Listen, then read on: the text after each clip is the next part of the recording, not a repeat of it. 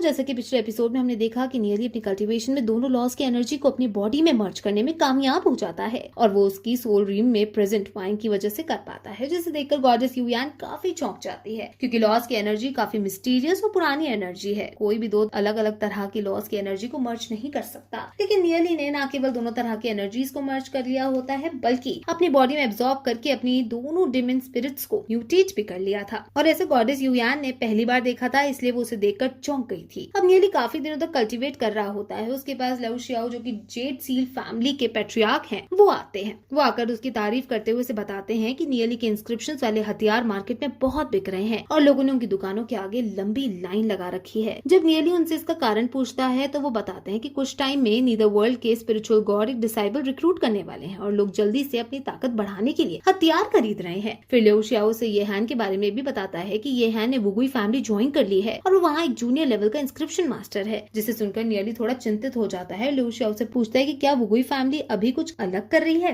जिस पर लाउ शियाओ नियली को बताता है कि वुगुई फैमिली अभी से अपने सारे योद्धाओं को इकट्ठा कर रही है और उसे कई सारी मर्सेनरीज भी हायर किए हैं, जिसे नियली चिंतित होकर वहाँ से जाने के लिए कहता है। और लाउ शियाओ नियली के साथ अपने 3 लेजेंडरी रैंक के वॉरियर्स भेजता है और जाते जाते नियली को 42 करोड़ डीमन क्रिस्टल्स देता है। उसके बाद नियली और तीनों बॉडीगार्ड वहाँ से निकल जाते हैं। जाते जाते नियली सोचता है कि उसे जल्दी से जल्दी ग्लोरी सिटी पहुंचना होगा और वहां जाकर उसे नीदर वर्ल्ड और ये हैन की पावर के बारे में ये जोंग को बताना होगा, क्योंकि अगर ये हैन ने वुगुई फैमिली को ग्लोरी सिटी के बारे में बता दिया और वुगुई फैमिली अगर ग्लोरी सिटी से लड़ने के लिए अपने योद्धाओं को इकट्ठा कर रही है तो हमें अपनी सिटी को बचाने के लिए पहले से ही प्लान बनाना होगा। और अब मेरे पास बहुत सारे क्रिस्टल हैं और साथ में ये 3 नए लेजेंड रैंक के वॉरियर भी, और साथ ही साथ हमारे साथ गॉडेस युयान भी है, तो हम ग्लोरी सिटी को अच्छे से बचा पाएंगे। और ऐसा कहते हुए ग्लोरी सिटी की तरफ निकल जाता है। वहीं हैन देखते हैं कि ब्लैक स्प्रिंग में जिस गुफा से नियली गॉडेस युयान को निकाल कर लाया था उसके नीचे एबिस में एक लेक है और उस लेक के अंदर तभी 2 डीमन बीस्ट की आंखें खुलती है और उनमें से एक बीस्ट दूसरे से कहता है कि उसे युयान का ऑरा फील नहीं हो रहा, जिस पर दूसरा बीस्ट कहता है कि ब्लैक स्प्रिंग अभी भी सलामत है और अगर अभी भी हमें युयान का ऑरा फील नहीं हो रहा है तो वो यहाँ से भाग गई होगी। जिस पर पहला बीस्ट पूछता है कि क्या युयान ने अपनी गॉड बॉडी बना ली है, जिस पर दूसरा बीस्ट कहता है कि अभी उसकी बॉडी को बनने के लिए पूरा टाइम भी नहीं हुआ और एक गॉड बॉडी बनने के लिए कम से कम 10,000 साल चाहिए।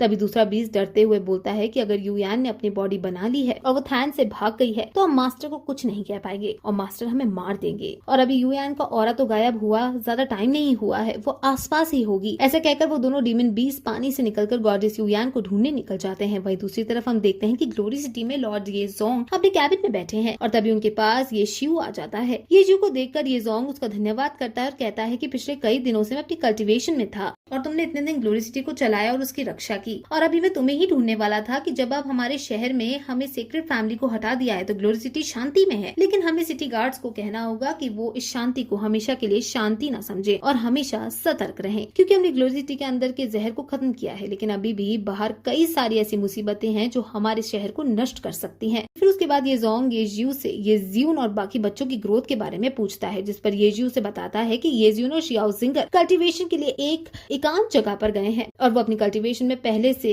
कई ज्यादा बढ़ गई हैं और दुआन जियान अपने ड्रैगन बोल्ट के कारण और नियली की गाइडेंस के कारण लेजेंडरी रैंक से केवल एक कदम दूर है। जिस पर जोंग पूछता है कि क्या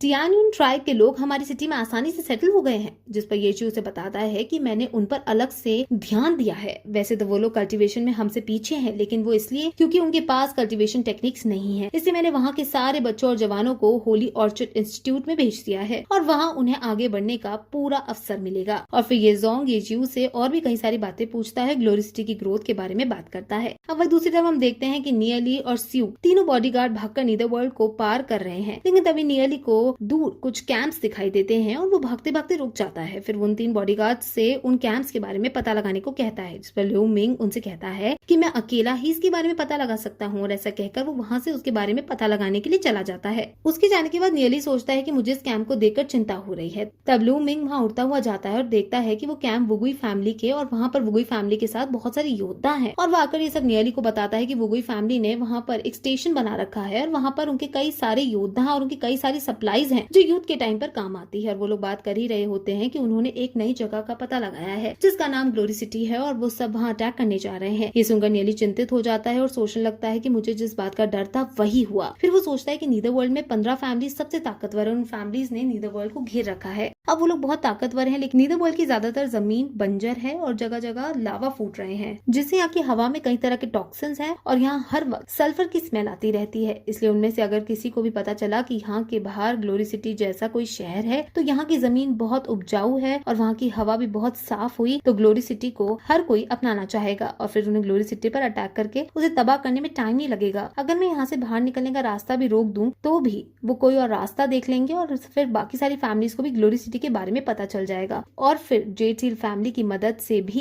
इन लोगों को ग्लोरी सिटी पर हमला करने से कोई नहीं रोक पाएगा। नियली सोचता है कि डार्कगिल को ग्लोरी सिटी के बारे में कई 100 सालों से पता था, लेकिन फिर भी उन्होंने किसी को इसके बारे में नहीं बताया क्योंकि वो ग्लोरी सिटी को केवल अपने लिए यूज करना चाहते थे। लेकिन अब वुगुई फैमिली को भी ग्लोरी सिटी के बारे में पता चल गया है और वो केवल ये हैन की वजह से हुआ है। और ऐसा सोचकर नियली को बहुत तेज गुस्सा आ जाता है और उसकी आंखों से आग निकलने लगती है। फिर वो शांत होकर लूमिंग से वुगुई फैमिली की ताकत के बारे में पूछता है, जिस पर लूमिंग उसे बताता है कि वुगुई फैमिली ने 3 डेमीगॉड रैंक के योद्धा हैं और 25 लेजेंडरी रैंक के, लेकिन उनके कई सारे दुश्मन हैं, इसलिए तीनों में से कोई भी डेमीगॉड रैंक के योद्धा वुगुई फैमिली को छोड़कर बाहर नहीं जाते। जिसे सुनकर नियली को लगता है कि इस आर्मी में केवल कुछ ही लेजेंडरी रैंक के योद्धा होंगे और पूरी आर्मी को आगे बढ़ने में टाइम लगेगा, तो उनसे पहले मुझे ग्लोरी सिटी पहुंचना होगा और सबको हमले के लिए तैयार करना होगा। ऐसा सोचकर वो तीनों बॉडीगार्ड से कहता है कि जल्दी चलो, हमें उनसे पहले ग्लोरी सिटी पहुंचना है। ये सुनकर वो तीनों चौंक जाते हैं क्योंकि किसी को नहीं पता था कि नियली कहाँ से है और उन तीनों को अब पता चलता है कि नियली ग्लोरी सिटी से है और वुगुई फैमिली के हमले की बात सुनकर वो इतनी जल्दी क्यों कर रहा है। और इसी के साथ ये एपिसोड यहीं खत्म हो जाता है।